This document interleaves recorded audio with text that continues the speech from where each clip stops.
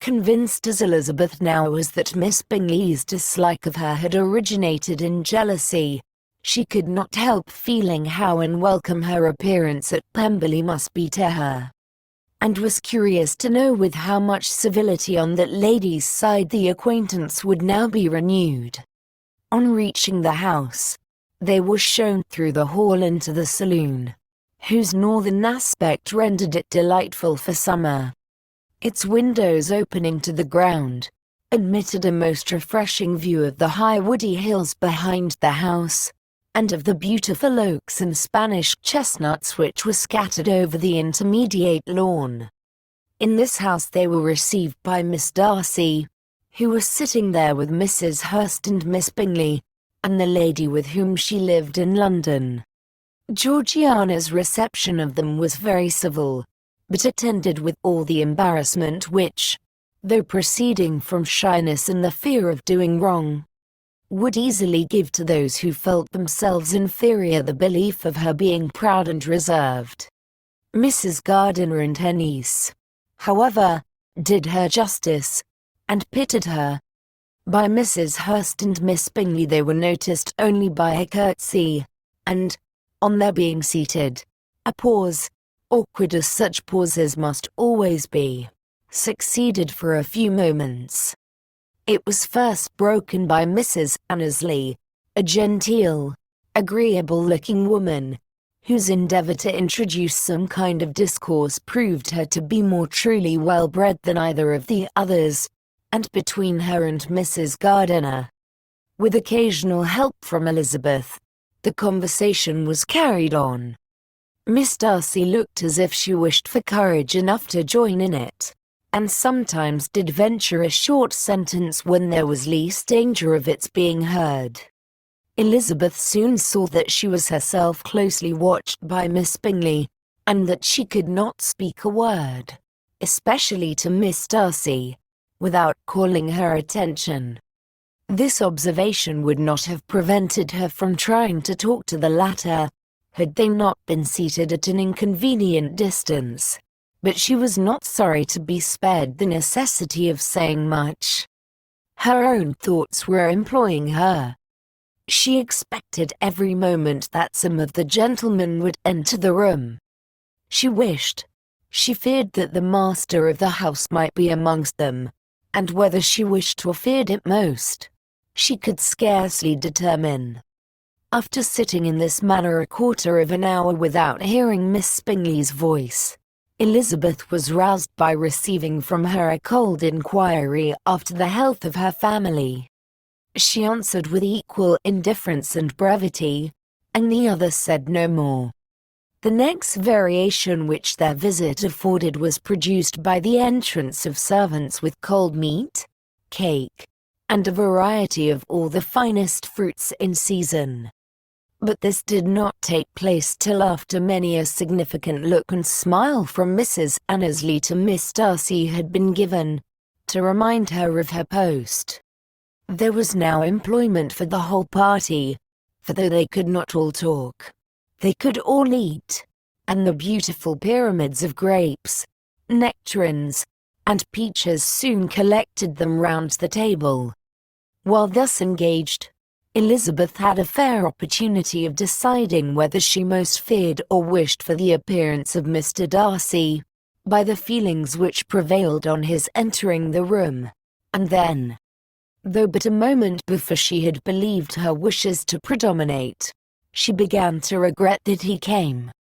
He had been some time with Mr. Gardiner, who, with 2 or 3 other gentlemen from the house, was engaged by the river, and had left him only on learning that the ladies of the family intended a visit to Georgiana that morning.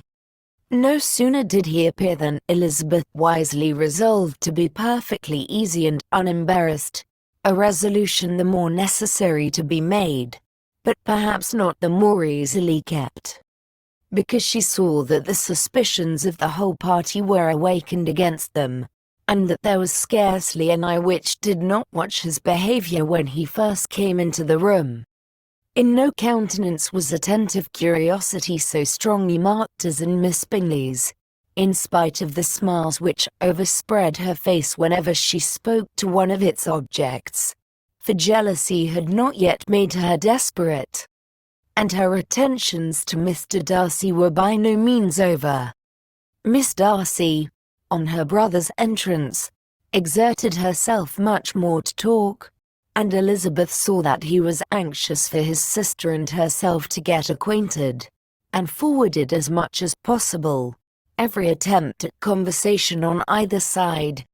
Miss Bingley saw all this likewise, and, in the imprudence of anger, took the first opportunity of saying, with sneering civility, "Pray, Miss Eliza, are not the shy militia removed from Meryton? They must be a great loss to your family." In Darcy's presence she dared not mention Wickham's name, but Elizabeth instantly comprehended that he was uppermost in her thoughts, and the various recollections connected with him gave her a moment's distress. But exerting herself vigorously to repel the ill-natured attack, she presently answered the question in a tolerably detached tone. While she spoke, an involuntary glance showed her Darcy, with a heightened complexion, earnestly looking at her, and his sister overcome with confusion, and unable to lift up her eyes. Had Miss Bingley known what pain she was then giving her beloved friend, she undoubtedly would have refrained from the hint, but she had merely intended to discompose Elizabeth by bringing forward the idea of a man to whom she believed her partial, to make her betray a sensibility which might injure her in Darcy's opinion, and, perhaps, to remind the latter of all the follies and absurdities by which some part of her family were connected with that corps. Not a syllable had ever reached her of Miss Darcy's meditated elopement. To no creature had it been revealed, where secrecy was possible, except to Elizabeth, and from all Bingley's connections her brother was particularly anxious to conceal it, from the very wish which Elizabeth had long ago attributed to him, of their becoming hereafter her own.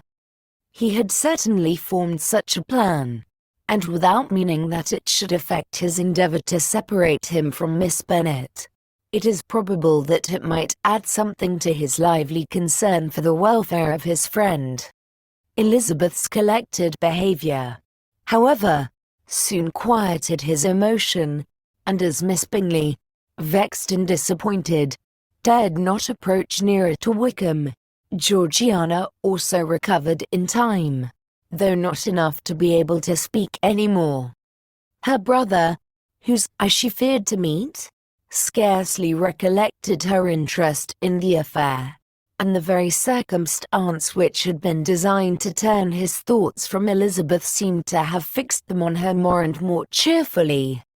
Their visit did not continue long after the question and answer above mentioned, and while Mr. Darcy was attending them to their carriage Miss Bingley was venting her feelings and criticisms on Elizabeth's person, behaviour, and dress.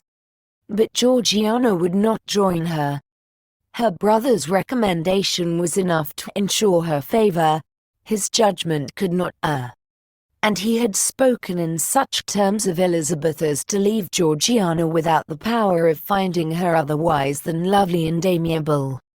When Darcy returned to the saloon, Miss Bingley could not help repeating to him some part of what she had been saying to his sister.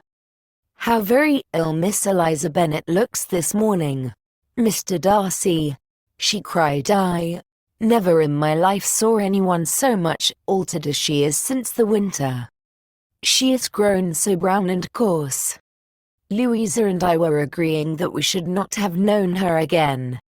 However little Mr. Darcy might have liked such an address, he contented himself with coolly replying that he perceived no other alteration than her being rather tanned, no miraculous consequence of travelling in the summer. "For my own part," she rejoined, "I must confess that I never could see any beauty in her. Her face is too thin, her complexion has no brilliancy, and her features are not at all handsome. Her nose wants character. There is nothing marked in its lines.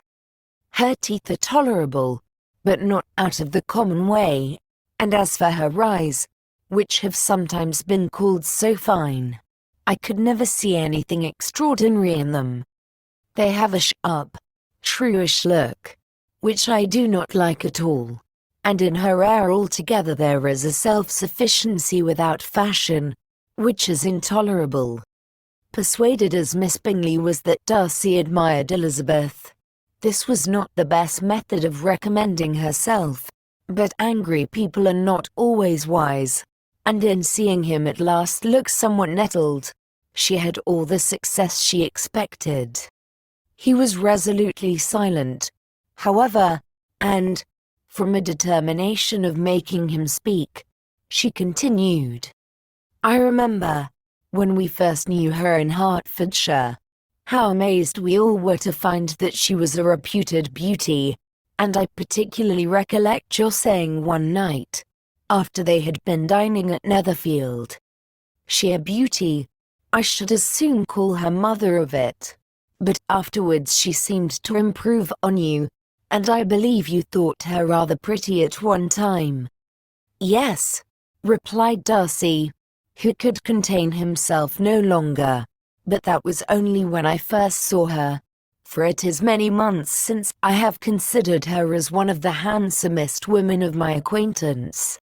He then went away, and Miss Bingley was left to all the satisfaction of having forced him to say what gave no one any pain but herself.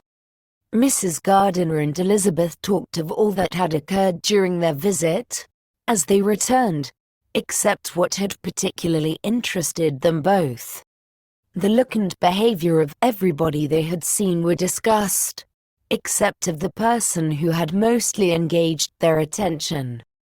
They talked of his sister, his friends, his house, his fruit, of everything but himself, yet Elizabeth was longing to know what Mrs. Gardiner thought of him, and Mrs. Gardiner would have been highly gratified by her niece's beginning the subject.